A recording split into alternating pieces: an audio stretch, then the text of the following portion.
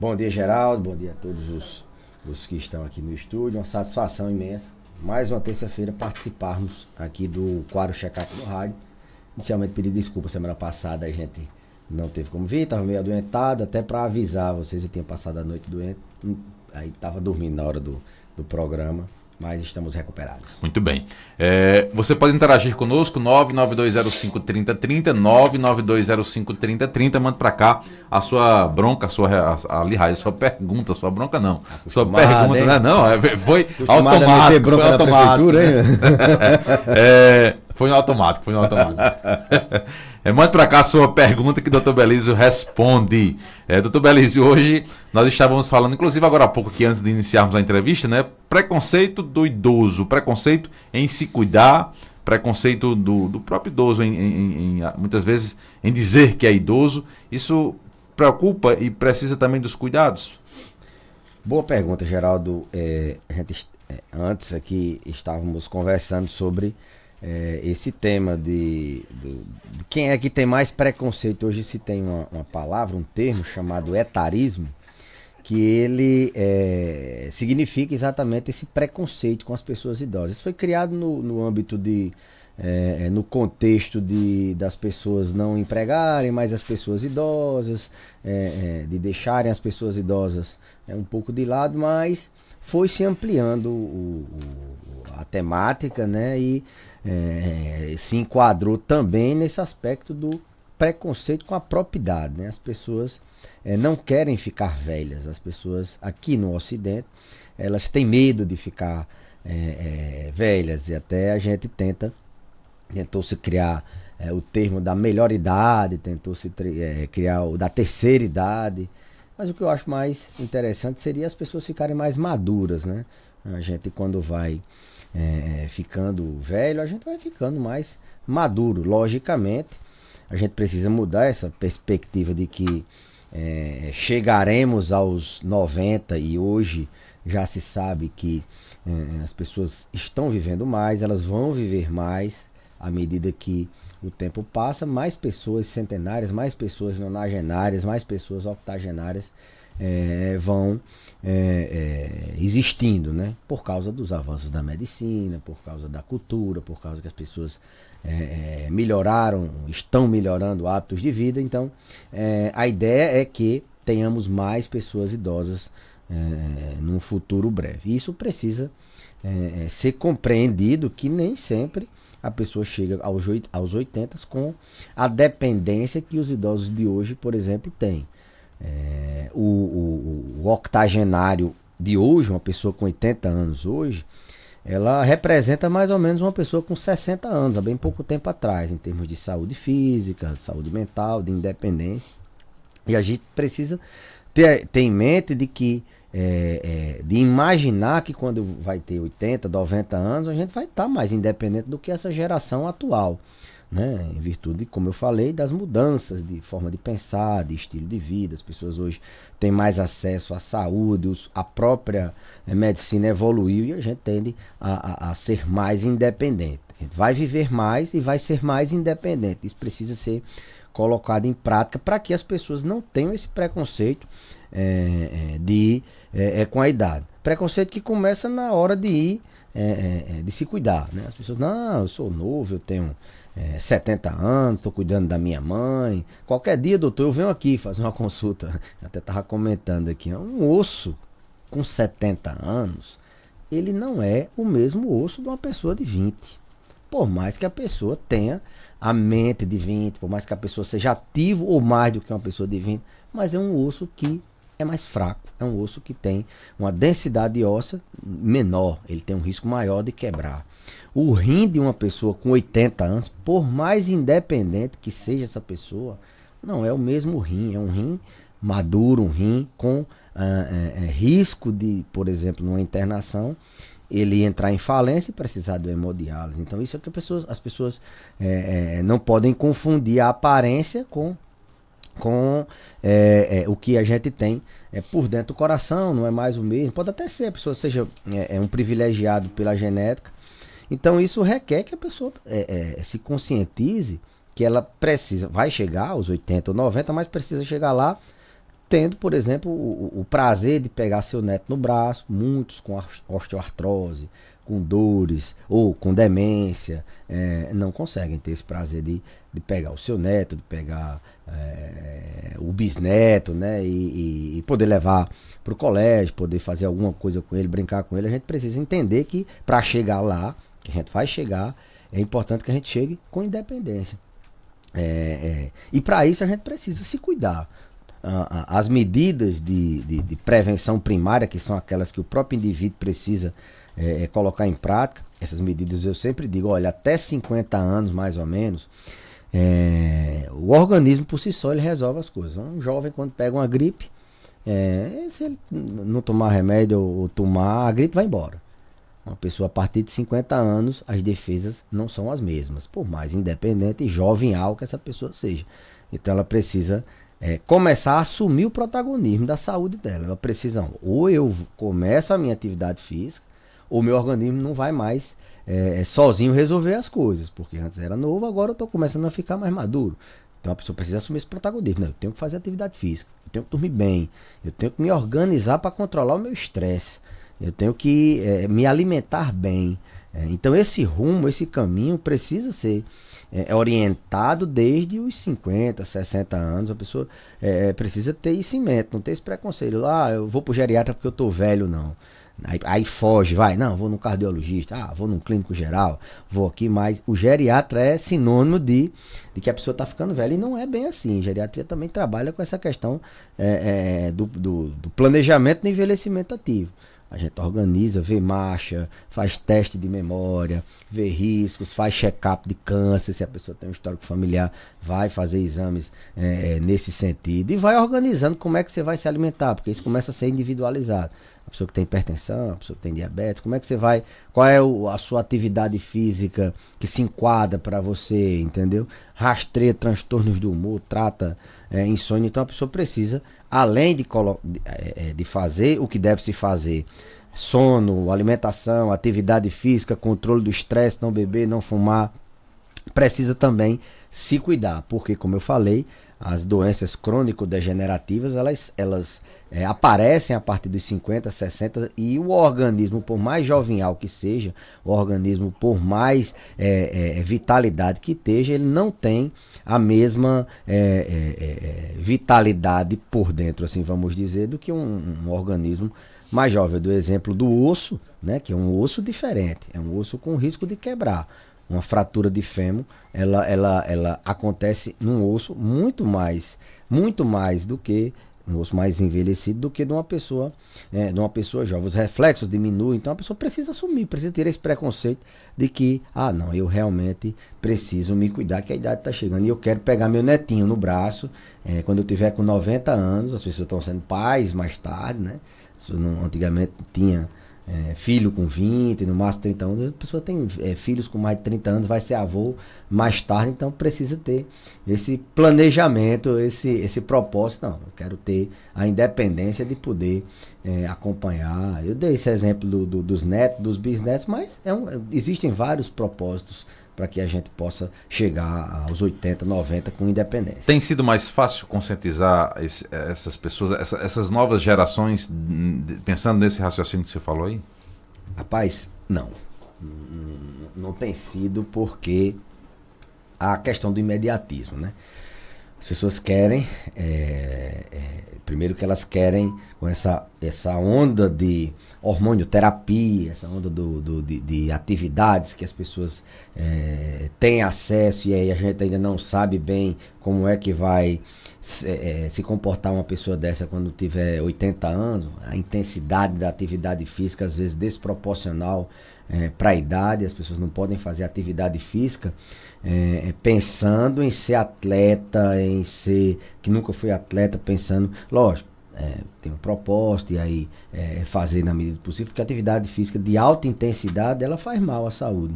Se você fizer uma atividade, por exemplo, os atletas, eles têm atividade física muito intensa. Qual é o atleta que você conhece com 90 anos, que fez atividade física intensa, que não tem alguma sequela do seu esporte? os jogadores de futebol, tem o Tite, o treinador do Flamengo, tem o joelho ruim, a gente não vê isso. Então, a atividade física ela tem que ser numa intensidade que seja favorável à saúde. As pessoas querem essa intensidade, querem esse imediatismo de ficar nova de uma hora para outra, de emagrecer de uma hora para outra, de nunca fez atividade e fazer muito intenso. Então, isso tem sido mais preocupante.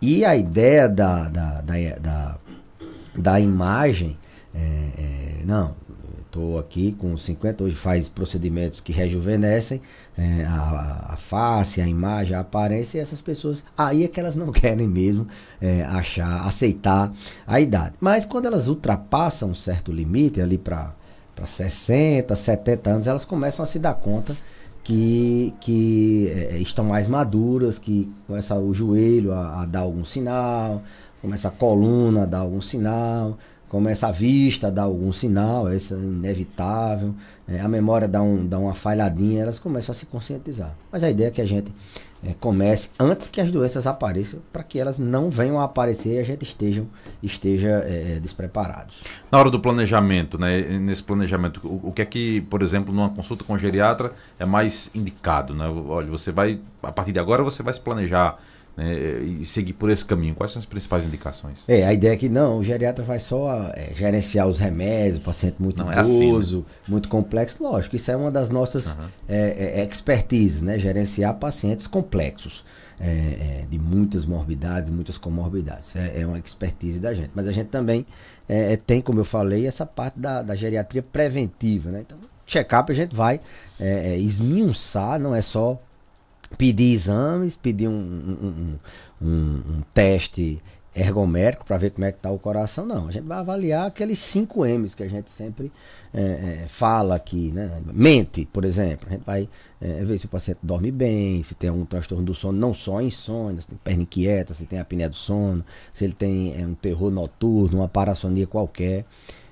Vai avaliar se esse sono é reparador, vai avaliar a mente dele, se ele tem algum transtorno de ansiedade, algum traço de depressão. Esses transtornos eles aparecem de maneira sutil no envelhecimento, às vezes com irritabilidade, às vezes com isolamento social.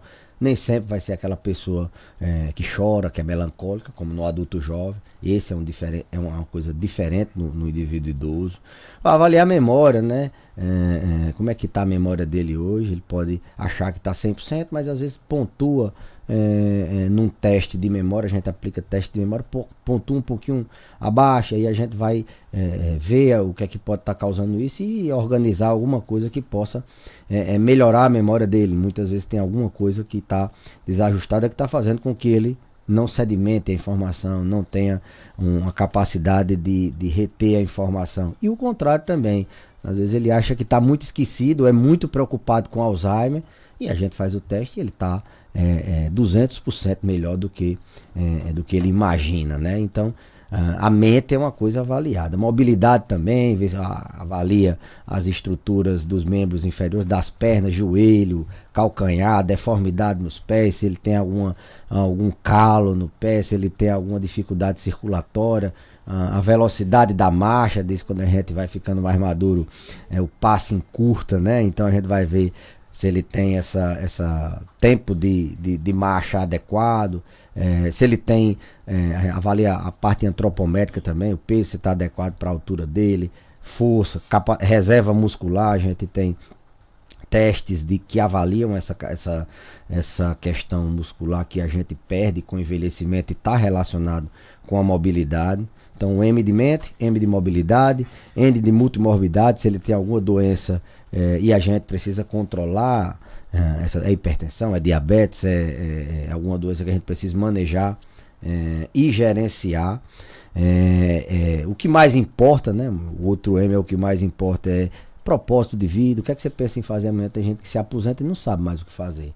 Aí o sexo masculino muitas vezes entra no alcoolismo, o sexo feminino entra em depressão. Então esse planejamento da aposentadoria, o que mais importa para ele, a gente precisa também fazer uma avaliação. Além disso, ver medicamentos, se é que ele está tomando, se tem algum... existe esse boom, esse incentivo a medicamentos naturais, a reposição hormonal, aquilo que eu vi na televisão, aquilo que tá todo mundo tomando, diz que é bom para a memória, diz que é bom para prevenir aquilo, que você vai ver, tem 20, 30 comprimidos que ele acha que é só suplemento, que é só vitamina, e às vezes tá numa dose alta, ou tá fazendo interação com algum medicamento que ele possa estar tomando. Então, essa avaliação inicial, além do check-up geriátrico que a gente faz, pensando em rastrear câncer, tem um histórico familiar de câncer de mama, essa mulher tem que fazer mamografia com uma determinada frequência, tem um histórico familiar de câncer de intestino, de câncer de próstata, e a gente vai direcionando nesse sentido, Geraldo. Tem perguntas aqui, tem ouvinte conosco dizendo o seguinte: bom dia, minha mãe tem 76 anos, quer ser jovem para o que não pode fazer, e quer ser velha para o que ainda não pode, e agora, o que é que ela faz? Bom, assim, uma situação comum, bastante comum. Mas o fato dela querer ser velha para algumas coisas, isso chama atenção, talvez por uma carência afetiva, né? Ela pode ter alguma coisa nesse sentido que faz com que ela tente mostrar mais do que realmente ela precisa para chamar a atenção de alguém. Isso pode estar mascarando um transtorno do humor, não sei, muito pouca informação para eu poder fazer uma hipótese diagnóstica, mas pode estar por trás aí uma carência afetiva, seja ela por uma patologia, uma depressão, por exemplo, seja ela por uma carência afetiva de solidão, alguma coisa nesse sentido. E o fato de querer ser nova para ser independente, eu acho que assim, isso a gente deve ver com bons olhos, né?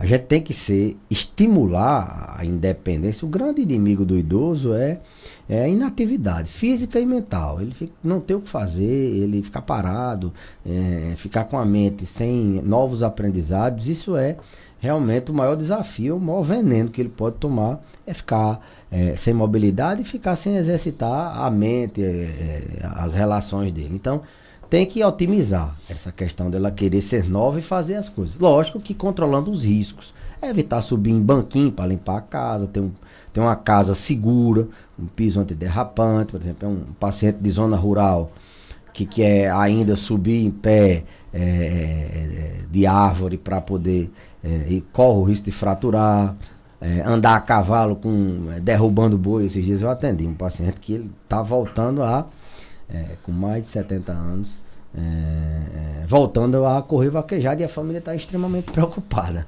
E aí a gente controla os riscos, né? Não vai ser... o esporte é o que ele se identifica, a gente vai ter que tentar ver uma forma de dar condições dele ter. Então, ter essa opção de correr a vaquejada dele, mas controlando os riscos.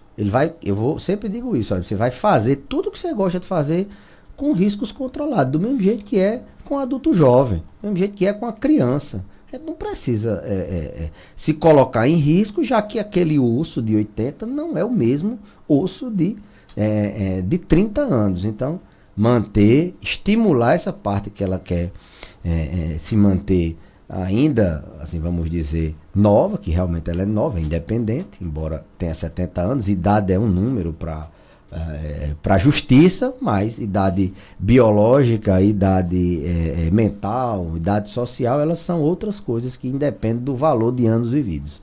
Muito bem, eu sei que não tem uma relação direta com a geriatria, mas ao ouvinte diz o seguinte: doutor, bom dia, pergunta ao doutor Belísio, a partir de qual idade é necessário fazer a reposição hormonal? Tem uma idade certa? Nem tem idade certa, nem é todo mundo que é para fazer. É individual.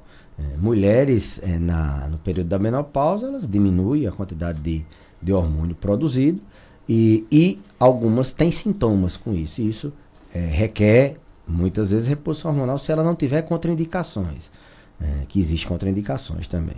E o homem não na maioria das vezes não precisa repor. Não. Hoje tem essa história de que tem que manter tomando testosterona. Não, o homem só repõe a testosterona quando ele tem uma doença chamada deficiência androgênica do envelhecimento masculino, DAEM. é quando ele tem baixa níveis de testosterona e tem sintomas relacionados a isso. A faixa etária é mais ou menos 70 anos, 80 anos, aquele paciente que está sem energia, está perdendo massa, está sem força. Você vai lá, dosa a testosterona dele, aí sim, se ele não tiver contraindicações, a gente repõe. Então, na mulher, na transição menopausal, no homem, quando ele tem essa andropausa masculina, que a gente tem lá para 70, 80 anos, e a frequência de pessoas, né, a incidência de pessoas que tem, é bem menor do que na mulher. Muito bem, doutor Belísio, obrigado pela participação. Até a próxima terça. Eu que agradeço, Geraldinho, e até a próxima terça-feira, se Deus quiser.